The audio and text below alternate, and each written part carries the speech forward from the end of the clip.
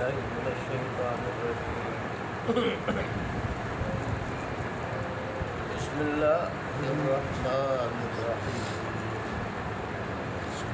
آمن الرسول بما أنزل إليه من ربه والمؤمنون كل آمن بالله وملائكته وكتبه ورسله لا نفرق بين أحد من رسله وقالوا سمعنا وأطعنا غفرانك ربنا وإليك المصير صدق الله مولانا العظيم وصدق رسوله النبي الكريم ونحن على ذلك لمن الشاهدين والشاكرين والحمد لله رب العالمين.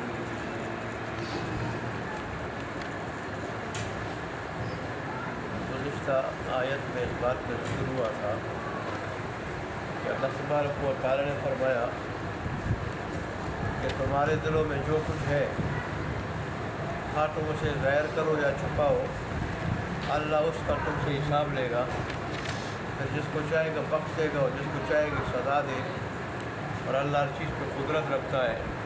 تو صحابہ کرام پریشان ہو گئے کہ دل میں جو خیالات آتے ہیں وہ تو اختیار میں نہیں ہوتے۔ اب اگر ان خیالات پہ بھی مخاصمہ شروع ہو جائے اور پھر اللہ تبارک و تعالیٰ جسے چاہے سزا دے، جسے چاہے معاف کر دے، تو ظاہر ہے یہ تو ہمارے لیے مشکل ہو جائے گا، بچنا مشکل ہو جائے گا، ہماری پکڑ ہو جائے گی۔ تو اس پہ رسول اللہ صلی اللہ علیہ وسلم کے سامنے جب انہوں نے تشویش کا اظہار کیا تو رسول اللہ نے فرمایا کہ تم بنی اسرائیل کی طرح مت بنو کہ سمعنا و عصینا، کہ انہوں نے کہا تھا ہم نے تو اللہ تبارک و تعالیٰ کے احکام کو سن لیے لیکن ان پہ عمل کرنا مشکل ہے، عمل کرنا مشکل ہے، لہذا تورات کے احکام پہ عمل نہیں کر سکتے۔ اس طرح نہ کہو بلکہ وہ سمعنا و اطعنا، ہم نے اللہ کے احکامات سن لیے اور ہم اطاعت کے لیے تیار ہیں، اطاعت کے لیے تیار ہیں۔ اور پھر ساتھ اللہ تبارک و تعالیٰ سے اپنی لغزشوں کی معافی مانگو، لغزشوں کی معافی مانگو۔ چنانچہ صحابہ نے اللہ تبارک و تعالیٰ کے سامنے بڑی محبت کے ساتھ اپنے اس عقیدت کا اظہار کیا، ایمان کا اظہار کیا، کہنے لگے سمعنا و اطعنا، اللہ تیرے سارے احکام کو ہم نے سن لیا اور اب ماننے کے لیے تیار ہے، دل سے ماننے کے لیے تیار ہے۔ غفرانک، ہم تجھ سے مغفرت مانگتے ہیں، بخشش مانگتے ہیں، ہماری لغزشوں کو، خطاؤں کو معاف کر دے۔ وَإِلَيْكَ الْمَصِيرُ، اس لیے کہ تیری طرف لوٹ کر آنا۔ اس میں اللہ تبارک و تعالیٰ نے صحابہ کرام کی تعریف فرمائی، اور اللہ تبارک و تعالیٰ نے آج کی آیت جو ہے نا اس میں صحابہ کرام کی تعریف ہے کہ جیسے میرا ایمان میری طرف سے نازل کردہ بات پہ ایمان رکھتا ہے،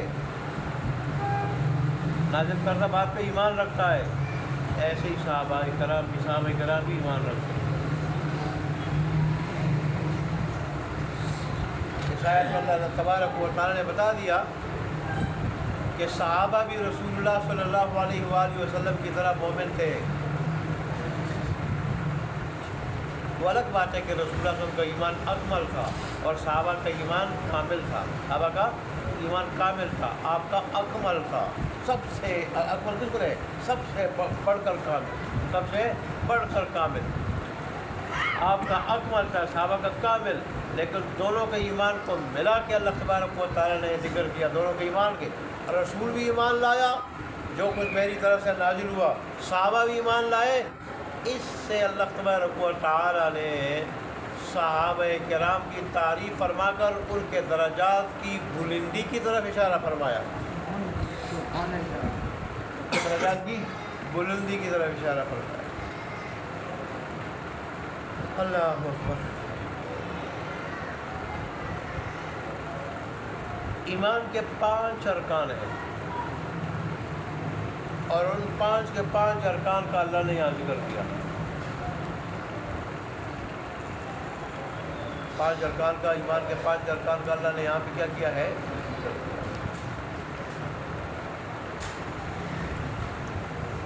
5 ارکان کیا ہے؟ سب سے پہلے اللہ کی ذات پہ ایمان لانا، اللہ کی ذات پر ایمان لانا کہ اللہ کی ذات موجود ہے اور وہ واجب الوجود ہے، خود بخود ہے، اس کا وجود کسی کا عطا کردہ نہیں بلکہ وہ خود بخود ہے، خود بخود ہے۔ اسی طرح اللہ تبارک و تعالیٰ کی وحدانیت پر ایمان لانا کہ اللہ کی خدائی میں کوئی اس کا شریک نہیں، اللہ کی عبادت میں کوئی اس کا شریک نہیں ہے۔ اور اسی طرح اللہ تبارک و تعالیٰ کی جتنی صفات ہے، صفات کمال، ان پہ ایمان لانا، یہ بھی کیا ہے؟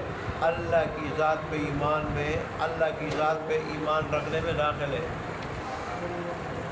اللہ پر ایمان رکھنے میں، اللہ پر ایمان لانے میں داخل ہے۔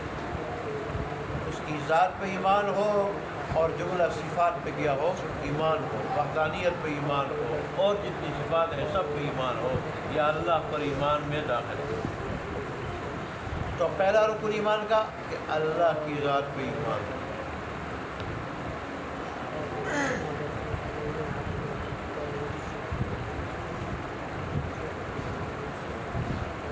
اور دوسرا رکن ایمان کا کہ اللہ کے فرشتوں پر ایمان ہو،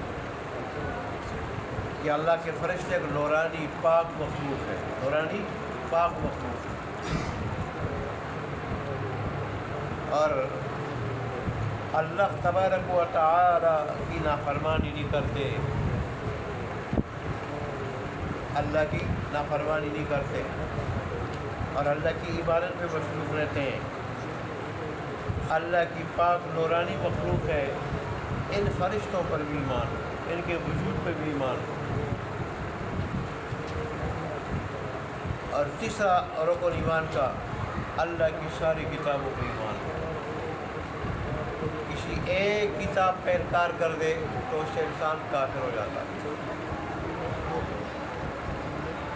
اللہ تبارک نے کتنی کتابیں نازل فرمائی؟ قرآن میں اس کا ذکر نہیں، صحیح حدیث میں بھی اس کا ذکر نہیں۔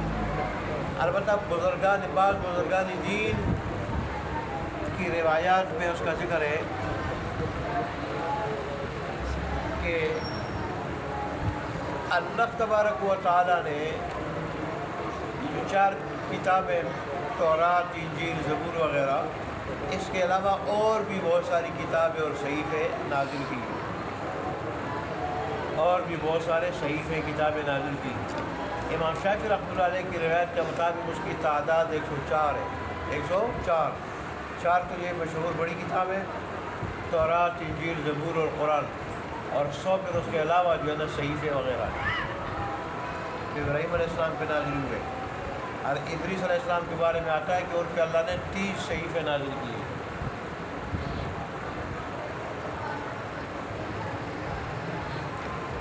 اس طرح موسیٰ علیہ السلام پہ جو کتاب تورات بھی نازل ہوئی، لیکن ان پہ بعض صحیفے بھی نازل ہوئے جن کا ذکر قرآن میں ہے۔ صحف ابراہیم و موسیٰ، صحف صحیفے کی جمع ہے کہ اللہ نے تورات کے علاوہ ان پہ صحیفے بھی نازل کیے۔ تو بہرحال ان ساری کی ساری کتابوں پہ ایمان ہو کہ اللہ کی جتنی بھی کتابیں برحق ہیں، برحق ہے ہمارا ان پر ایمان۔ باقی کتابوں پر تو اجمالی ایمان بھی کافی ہے کہ اتنا کہے کہ اللہ کی جتنی کتابیں اللہ نے نازل کی وہ برحق ہے، کیا ہے؟ برحق ہے، ہمارا ان پہ ایمان ہے۔ اور قرآن پہ تفصیلی ایمان لازم ہے، تفصیلی ایمان، ٹھیک، تفصیلی، مطلب قرآن نے جن جن باتوں کو یقین کے ساتھ ذکر کیا ہے، یقین کے ساتھ ان باتوں کو ماننا، ان پہ ایمان لانا کیا ہے؟ ضروری ہے۔ اللہ خوش، جیسے یہود کو دیکھیں، باقی کتابوں کو مانا، انجیل کو نہیں مانا، مسلمان بھی ٹھہرے، کافر ٹھہرے، مومن نہیں ٹھہرے، کافر ٹھہرے۔ عیسائیوں نے سب کو مانا سوائے رسول اللہ صلی اللہ علیہ وسلم کی کتاب قرآن کی، تو کافر ٹھہرے۔ تو اس لیے ساری کی ساری کتابوں پر بھی ایمان لانا یہ ایمان کا رکن ہے۔ اور یہ تیسرا رکن ہے، پہلا اللہ کی ذات پہ ایمان، دوسرا فرشتوں پہ ایمان، اور تیسرا کتابوں پہ ایمان، اور چوتھا رکن ایمان کا وہ سارے کے سارے رسولوں پہ ایمان، کہ اللہ کے جتنے انبیاء ہیں وہ سارے کے سارے برحق ہیں، اللہ کے برحق رسول کے برحق۔ اللہ نے اپنا پیغام اپنے بندوں تک پہنچانے کے لیے ان کو منتخب کیا تھا۔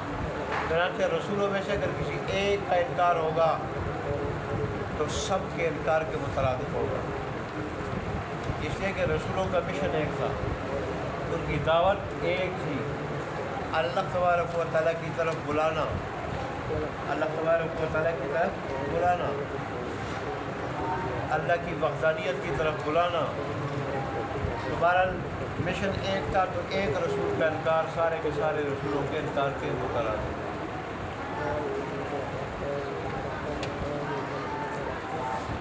یہود نے عیسیٰ علیہ السلام کو اور رسول اللہ صلی اللہ علیہ وسلم کا انکار کیا، کافر ٹھہرے۔ ایسے ہی عیسائیوں نے موسیٰ علیہ السلام کو تو مانا، موسیٰ علیہ السلام تک سارے نبیوں کو مانا، ایک رسول اللہ صلی اللہ علیہ وسلم کا انکار کیا نبوت کا، آپ کے نبی ہونے کا، کافر ٹھہرے۔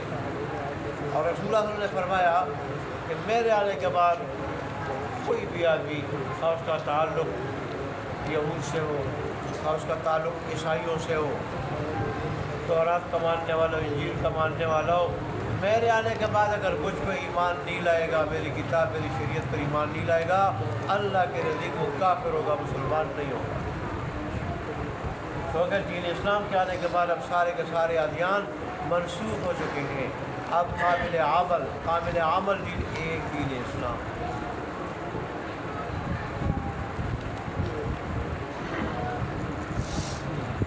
تو رسول اللہ تعالیٰ فرماتے ہیں یہ صفت صحابہ کی ہے، یہ صفت صحابہ کی ہے کہ صحابہ اللہ کی ذات پہ بھی ایمان رکھتے ہیں، اللہ کے سارے فرشتوں پر، اللہ کی ساری کتابوں پہ، اللہ کے سارے رسولوں پہ، اور کہتے ہیں اہل ایمان صحابہ کہتے ہیں، کیا کہتے ہیں؟ اہل ایمان سارے ہی کہتے ہیں لا نفرق بین احد من رسول، کہ ہم اللہ تبارک و تعالیٰ کے جتنے رسول ہیں سب میں فرق نہیں کرتے، ان میں سے کسی ایک میں تفریق نہیں کرتے، کسی ایک میں بھی اس کو نہیں مانتے باقیوں کو مانتے، اس کو نہیں مانتے باقیوں کو مانتے، بلکہ صحابہ اور اس امت کے ایمان والے سارے کے سارے نبیوں کو مانتے، سارے کے سارے نبیوں کو برحق مانتے۔ اچھا جی،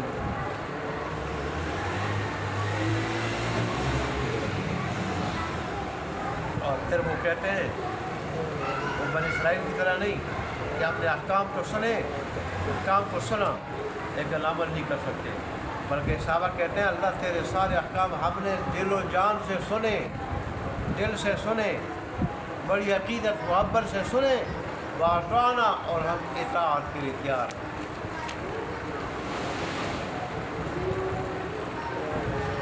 اطاعت کے لیے ہم تیار ہیں، اور پھر ساتھ عمل کرنے کے باوجود بھی اللہ سے بخشش مانگتے ہیں۔ یہ دیکھیں یہ بڑے لوگوں کی، مقرب لوگوں کی شان ہے، بڑے سے بڑے مقام پہ ہونے کے باوجود بھی ان میں تکبر ذرہ برابر بھی نہیں ہوتا۔ تکبر، آرام سے بیٹھ جانا، اپنے ایمان پہ مطمئن ہو کے بس بیٹھ جانا نہیں، وہ سب کچھ ہونے کے باوجود، بڑا مقام رکھنے کے باوجود اللہ سے معافی مانگتے رہتے ہیں، معافی مانگتے ہیں، گڑ گڑاتے اور روتے ہیں اللہ تبارک و تعالیٰ کے ساتھ۔ یا اللہ کی رحمت کے امیدوار ہوتے ہیں، وہ اللہ تبارک و تعالیٰ کی پکڑ سے ڈرتے ہیں، اس پکڑ سے بچنے کی دعائیں کرتے ہیں، اللہ کی پکڑ سے ڈرتے ہیں۔ یہ مقرب لوگوں کی شان ہے۔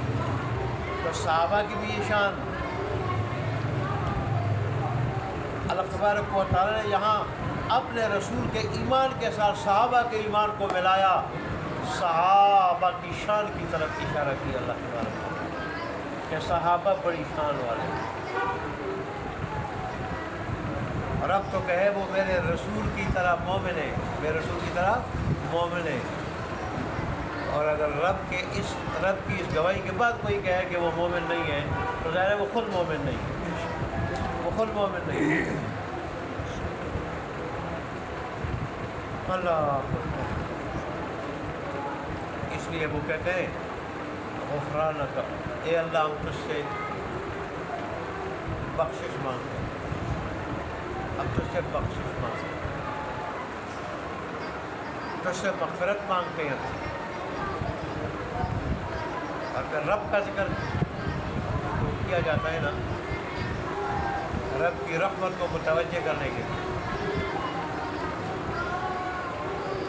کہ شکر گزار ہو کہ رب کا احسان مانتے ہوئے، رب کا احسان مانتے ہوئے شکر گزار بن کے رب کی ایک بہت بڑی صفت کا اقرار کر کے، بہت بڑے احسان کا اقرار کر کے کہ اللہ تو ہماری تربیت کرنے والا، پرورش کرنے والا، پالنے والا ہے، حد کمال تک پہنچانے والا ہے۔ ہم جب پیدا ہوئے تھے کیا تھے؟ 1 فٹ کے تو تھے ہم، 1 فٹ کے، اور اس سے لے کے آپ نے ہمیں 5 6 7 فٹ تک پہنچا دیا۔ اس وقت ہل بھی نہیں سکتے تھے، کروٹ نہیں بدل سکتے تھے، آپ نے ایسا بنا دیا کہ اب ہم کہتے ہیں ہم جیسا کوئی اور نہیں ہے، ایسی طاقت عطا کی۔ رب کا لفظ اس پہ دلالت کرتا ہے، رب ربوبیت سے پال کے کمال تک پہنچانے والا، کمال تک پہنچانے والا یہ رب ہے۔ اس لیے تو اللہ تبارک و تعالیٰ نے جہاں سب سے پہلے اپنے لیے ہم ثابت کی پہلی صورت میں الحمدللہ ہے، بعد دوسری صفت اپنے لیے کیا ثابت کی؟ رب العالمین، کہ وہ رب ہے، پالنے والا ہے، پال کے حد کمال تک پہنچانے والا ہے۔ صرف 1 2 فرد، 1 2 جنس لوگوں کو نہیں، بلکہ سارے جہانوں کو اور جہانوں کی چیزوں کو اللہ تبارک کو پال کے کمال تک پہنچانے والا۔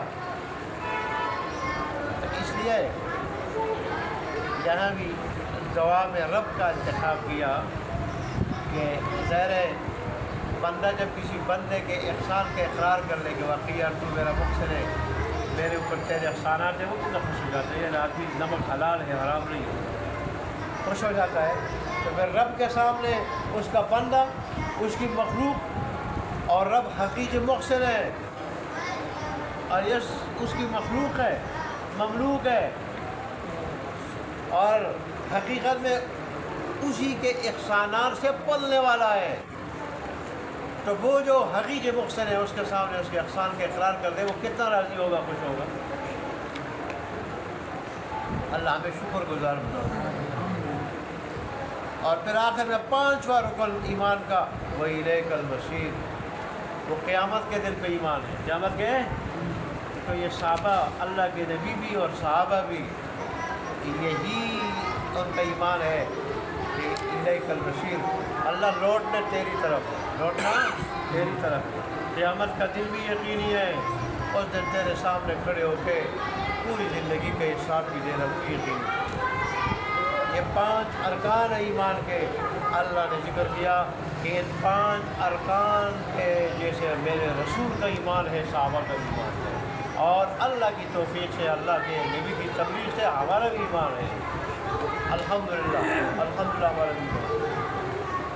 اللہ تبارک ہمیں اس کا صلہ دے دے اور اللہ ہمیں حقیقی مومن بنا دے۔ دیکھیں ترجمہ آمن الرسول، ایمان لایا رسول، بما انزل الیہ، اس چیز پر جو اتاری گئی اس کی طرف، من ربی، اس کے رب کی طرف سے، والمؤمنون، اور ایمان والے، ایمان والے بھی ایمان لائے۔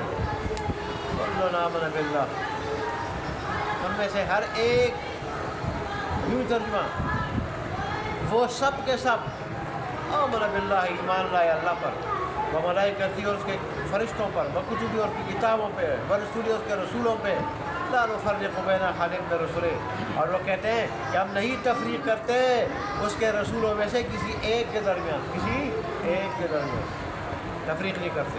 وقالوا سمعنا واطعنا، اور کہا انہوں نے کہ ہم نے سن لیا تیرے احکامات کو، واطعنا، اور ہم نے مان لیا، ہم نے مان لیا، ہم نے اطاعت کی۔ غفرانک، ہم تجھ سے مغفرت مانگتے ہیں، بخشش مانگتے ہیں۔ ربنا، اے ہمارے پروردگار، اے ہمیں پالنے والے، اے ہمارے رب، وإلیک المصیر، اور تیری ہی طرف لوٹ کر جانا ہے، تیری ہی طرف لوٹ کر آنا ہے۔ اللہ تبارک و تعالیٰ ہمیں عمل کی توفیق عطا فرمائے۔ باقی دعوانا الحمد للہ۔